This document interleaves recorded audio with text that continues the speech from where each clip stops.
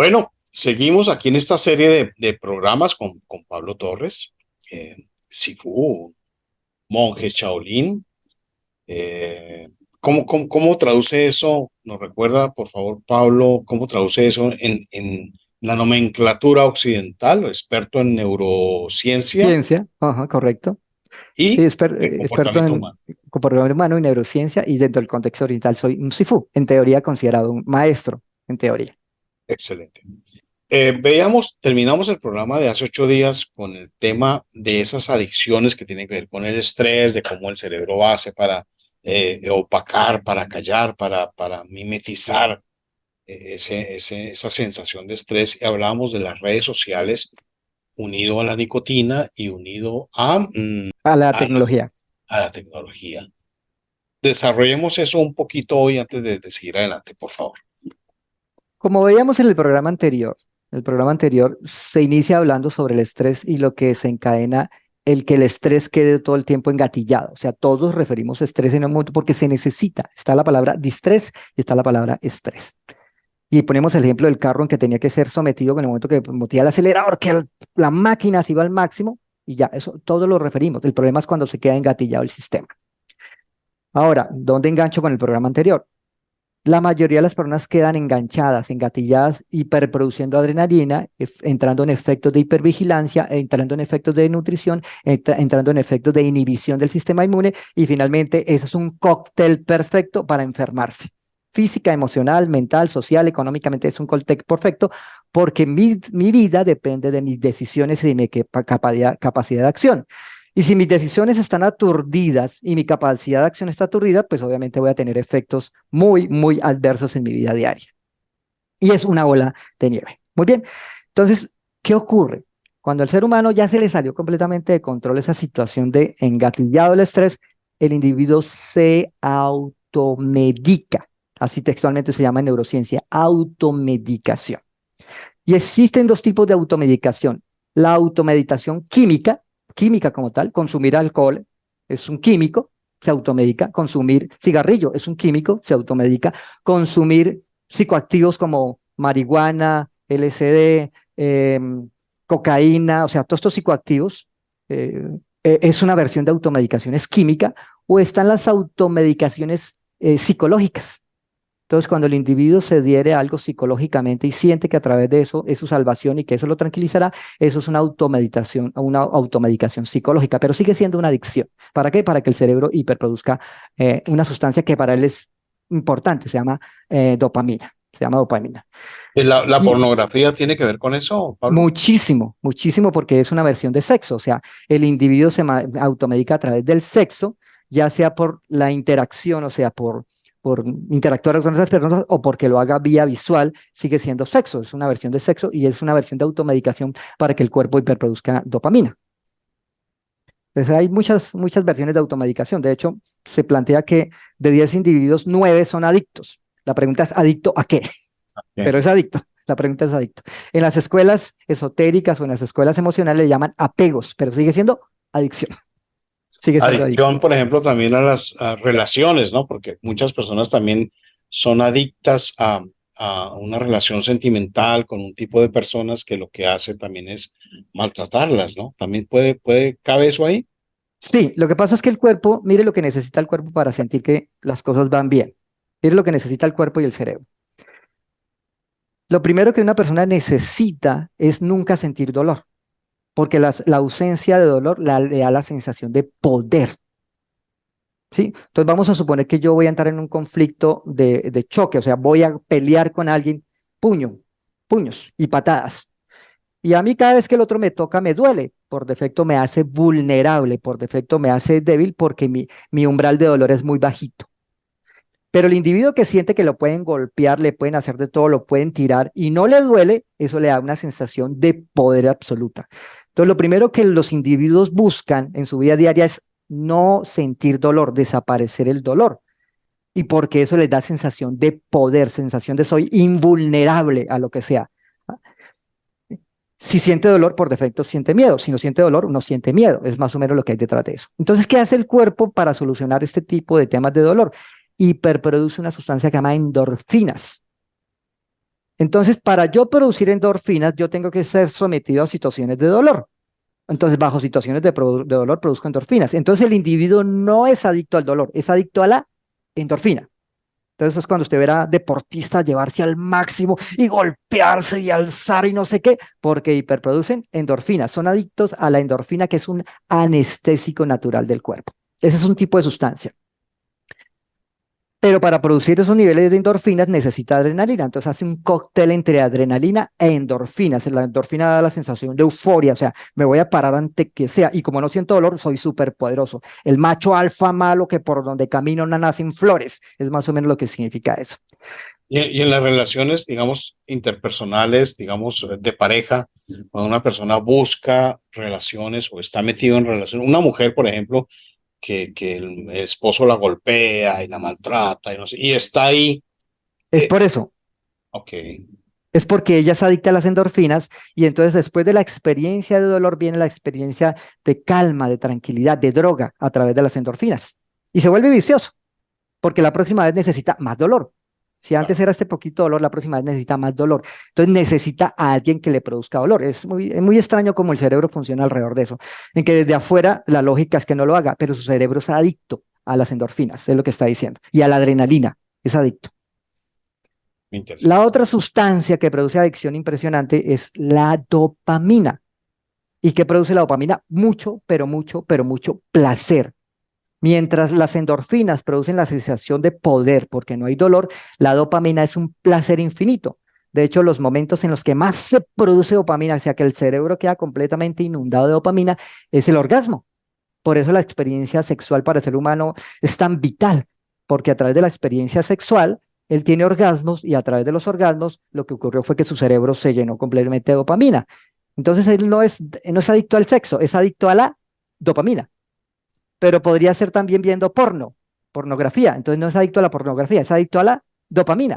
O sea, encontró un mecanismo para que el cuerpo hiperproduzca grandes cantidades de dopamina.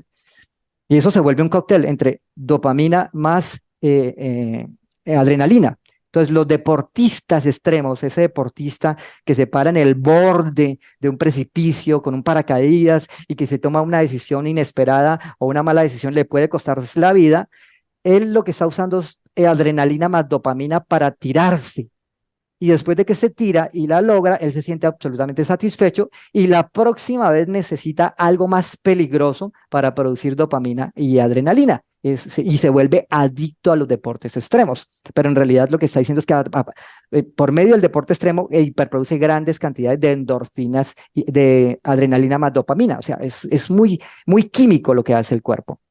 Eso podría aplicarse también, digamos, a los guerreros, a los militares, a los Correcto, terroristas. correcto, correcto. Correcto, exactamente es lo que ocurre. O sea, es una reacción muy bioquímica en que lo que se busca son escenarios de cómo detonar esa reacción bioquímica. Es lo que se busca todo el tiempo. Entonces, Y digamos, acabo de morir hace unos días, Garavito, el violador de niños. ¿Qué proceso, según usted, estaría el tipo desarrollando dentro de sí?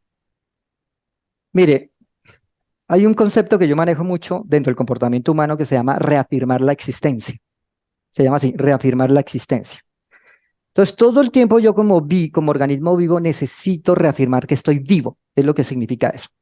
Y yo tengo dos mecanismos para reafirmar mi existencia. Una, a través del mecanismo del espejo. Entonces yo me paro ante un espejo, me veo y digo, oh, estoy vivo. Muevo las manos, respiro, oh, estoy vivo. Eso se llama reafirmar la existencia a través de un espejo. Y hay espejos muy físicos y espejos psicológicos. Entonces yo le digo a alguien, dime que yo existo para ti. Dime que yo soy importante para ti, dime que yo soy bueno para ti, dime que soy tu mejor papá, dime que soy tu mejor esposo, dime que soy tu mejor compañero, dime que soy... Eso se llama utilizar a alguien como espejo para reafirmar mi existencia. ¿Ok? ¿Hasta ahí vamos? Sí, sí, Y hay claro. otra manera de reafirmar la existencia que es desafiando la muerte. Entonces, desafiar la muerte significa, voy a hacer algo que yo esté a punto de morir y si venzo la muerte, significa que estoy vivo.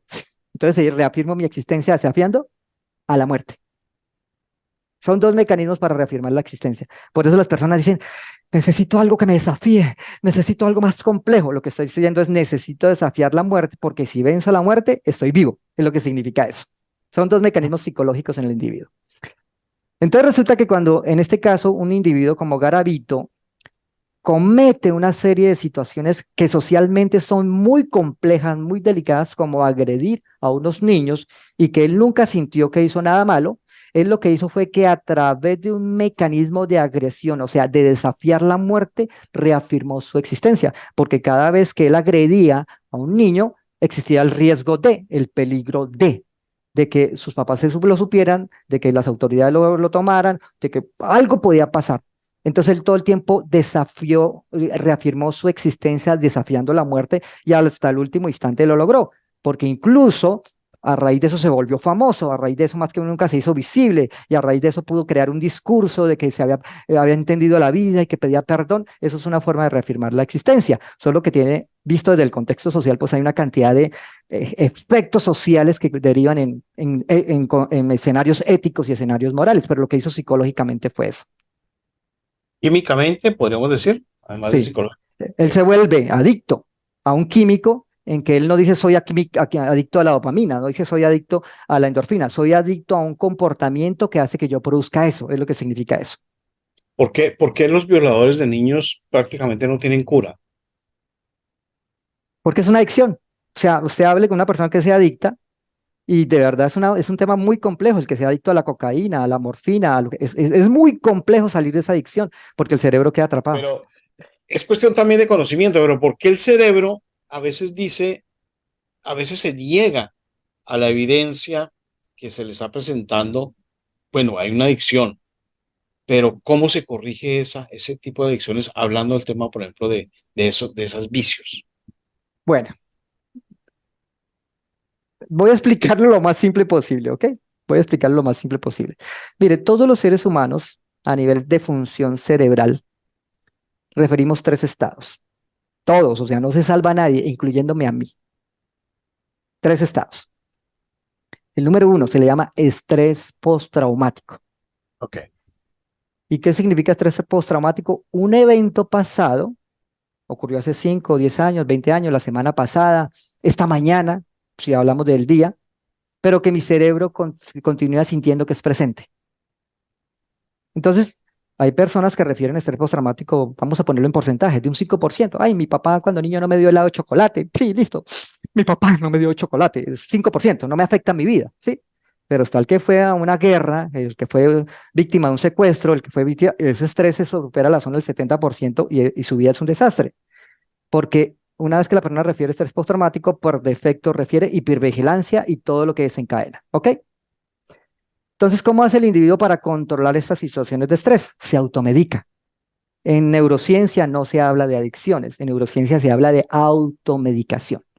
Un individuo que refiera una adicción psicológica o una adicción química, lo que está diciendo es que detrás de eso hay estrés postraumático y que hasta que ese estrés postraumático no se ha solucionado, él no dejará de recurrir a esa adicción porque es la forma en que él se tranquiliza. ¿Hasta ahí vamos?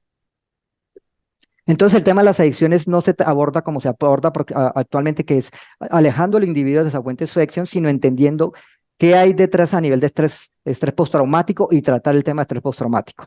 Y eso desencadena el resto. Si el estrés postraumático no se soluciona, eso desencadena un segundo estado que se le llama déficit atencional. Así textualmente se le llama. El déficit atencional en realidad es consecuencia de estrés postraumático. Entonces, ¿qué significa déficit atencional? Significa que, vamos para el ejemplo nuestro, estamos hablando los dos, y al lado mío, al lado izquierdo, hay una botella de color azul, vamos a suponer, y esa botella azul me recuerda un evento pasado, el día que alguien me robó o me atracó o me secuestró y había una botella de color azul. Entonces, en realidad, el déficit atencional no es déficit atencional, es un exceso de atención a aquello que me produce sensación de peligro, es lo que ocurre eso. Vamos a suponer que los dos estamos hablando, pero yo veo la botella. Entonces, aunque yo lo esté mirando y en teoría le esté prestando atención, yo no le estoy prestando atención a usted, le estoy prestando atención a la botella, porque esa botella es sinónimo de situación peligro. Entonces, el tiempo que le presto atención a la botella es el tiempo que no le presto atención a usted y por lo tanto la información se pierde y a eso se le llama déficit atencional. Se me escapó la información, por lo tanto no puedo crear un discurso o una narrativa coherente. Y entonces si yo soy niño, pues no se nota, pero si soy adulto, estoy como mirando para el cielo porque no sé qué hacer. O sea, la Esa, información se me pierde. esa es mi pregunta. De eso se califica alguno de esos problemas en niños. Ellos sufren de eso también. Refieren estrés postraumático, solo que Eh, no lo tratan como estrés postraumático. Lo tratan como que simplemente el niño no presta atención y por lo tanto lo medican para que en teoría concentre su atención sobre algo y eso genera más consecuencias, pero el origen de eso es estrés postraumático. Y de hecho eso se puede medir en el cerebro. ¿Dónde se mide el déficit atencional? Se mide en esta zona. Aquí en este punto donde ustedes ven aquí, se mide ahí y se mide con mapeo cerebral. Y se miden dos tipos de valores, unas ondas que se llaman ondas beta y ondas teta, así se le llama. Y cuando el individuo refiere a un exceso de ondas teta, por defecto el individuo está refiriendo déficit atencional. Es más a nivel de neurociencias. Eso se puede medir. ¿Qué hacen actualmente con un checklist? Le perdonan, le dicen, sí, refiere a estrés postraumático, tome Ritalina. Y ya, no, esa no es la solución de fondo. Entonces, Ocio, ¿no? También. exacto. Entonces, si la persona refiere déficit atencional, ella produce un efecto colateral, así como el efecto colateral del estrés postraumático de la automedicación, el efecto colateral del déficit atencional es hiperactividad. ¿Y por qué la persona refiere hiperactividad? Porque ella dice, voy a hacer muchas cosas, voy a hacer muchas cosas a ver si algo me funciona. Y ese exceso de hacer cosas y no termina nada, y a eso se le conoce como hiperactividad. O sea, ustedes sabrán que una persona refiere déficit atencional porque es hiperactiva. Y esa hiperactividad demanda grandes cantidades de energía. Entonces, cuando usted ve a la persona consumir azúcares, azúcares, azúcares, y ser hiperactiva, y ser hiperactiva, ser hiperactiva. O sea, eso es lo que deriva de esa situación. Si es niño, no se nota. Si es adulto, es un problema muy serio porque la persona no puede concentrarse en nada y por lo tanto empieza a tener problemas profesionales, económicos, relaciones en sí, finalmente.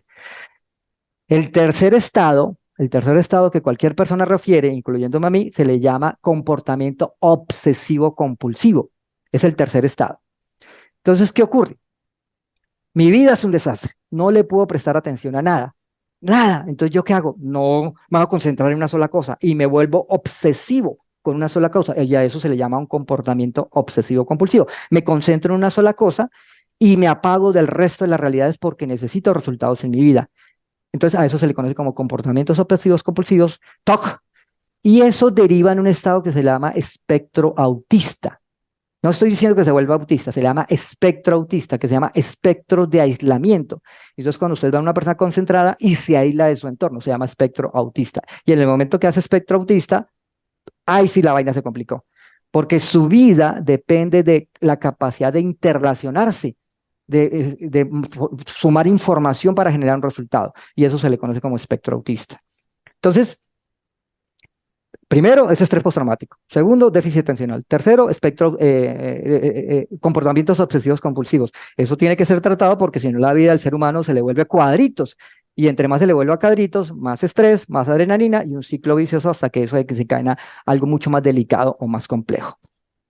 Eh, Hablamos de una enfermedad que puede ser producida por este alto nivel de estrés, como el cáncer. ¿Qué otras enfermedades pueden ser producidas? Todas, Ok, todas, no que otras, todas. No importa cuál, sigue siendo la misma causal. ¿Y qué significa la misma causal? Las funciones, o sea, las funciones básicas de la salud. La salud del ser humano depende de tres funciones vitales. Tres. ¿Cuál? La capacidad de descansar. No descanso, se complicó mi salud, porque no me puedo reparar, ni física, ni emocional, ni mentalmente. No hay descanso, no me puedo reparar. Es una función vital, no es una función opcional. La segunda, la capacidad de asimilar nutrientes. Mi cuerpo necesita vitaminas, minerales, oligoelementos, grasas, proteínas, y si mi cuerpo no asimila nutrientes, por defecto mis sistemas se deterioran. Y una vez que mis sistemas se deterioran, se vuelven vulnerables a cualquier agresión, ya sea parásitos, virus, bacterias, contaminación, lo que sea, se vuelve muy frágil, vulnerable. El cuerpo está débil, no tiene con qué defenderse. Entonces, la segunda es nutrición, independiente de cuál sea la escuela. No depende si soy macrobiótico, vegano, vegetariano, carnívoro. Mi cuerpo requiere nutrientes, independiente de cuál sea la escuela. Y la tercera función vital es desintoxicación. O sea, todo el cuerpo, mi cuerpo produce toxinas que si no salen en el menor tiempo posible de mi cuerpo, esas toxinas se degradan, se fermentan y producen químicos más agresivos que bloquean mi sistema inmune, que bloquean mis células y eso desencadena en mutaciones. Eso a nivel de interno, o sea, cómo mi cuerpo hiperproduce toxinas y a nivel externo hay muchas toxinas. Los químicos que vienen en la alimentación, el solo ambiente, petroquímica, o sea, hay muchas toxinas. Y si mi cuerpo no tiene la capacidad de procesar estas toxinas, eliminarlas en el menor tiempo posible, pues por defecto mi cuerpo se enferma. Entonces son descanso, nutrición, desintoxicación. Y en el momento que yo me estreso, esas funciones se ven comprometidas. Por lo tanto, mi cuerpo se vuelve vulnerable a cualquier situación. O sea, todas las enfermedades, no importa cuál, tienen como origen el mal manejo del estrés. El estrés es inherente. El mal manejo es la persona no supo controlar su situación y quedó engatillada, quedó en estado de ruminación a nivel mental y a nivel físico. Excelente.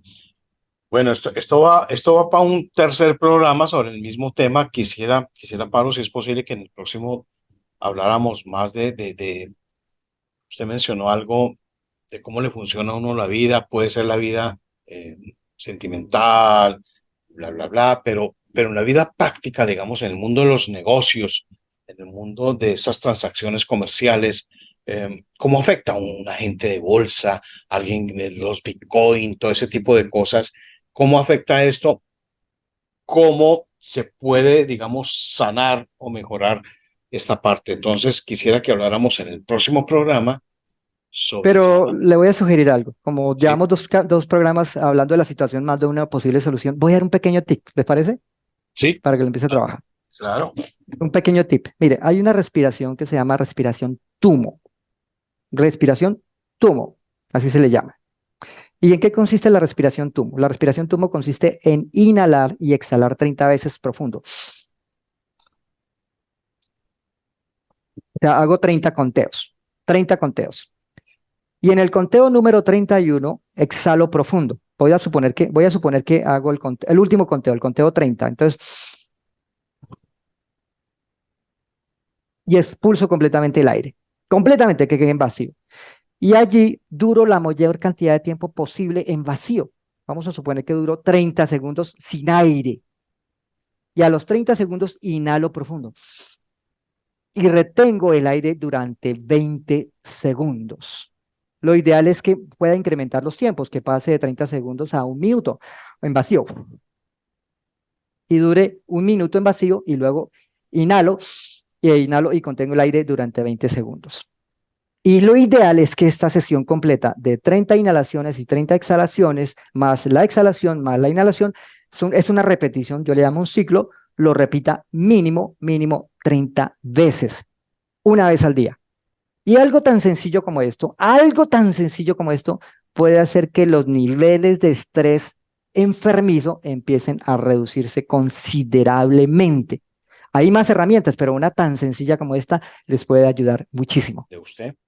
Pero bueno, Pablo, muchas gracias. Muy interesante, de verdad que aquí vamos a ver sus comentarios de las personas que están supremamente enganchadas con este tema. Entonces, vamos a seguir con este mismo punto en el siguiente programa, Pablo. Muchísimas gracias. Con gusto, encantada.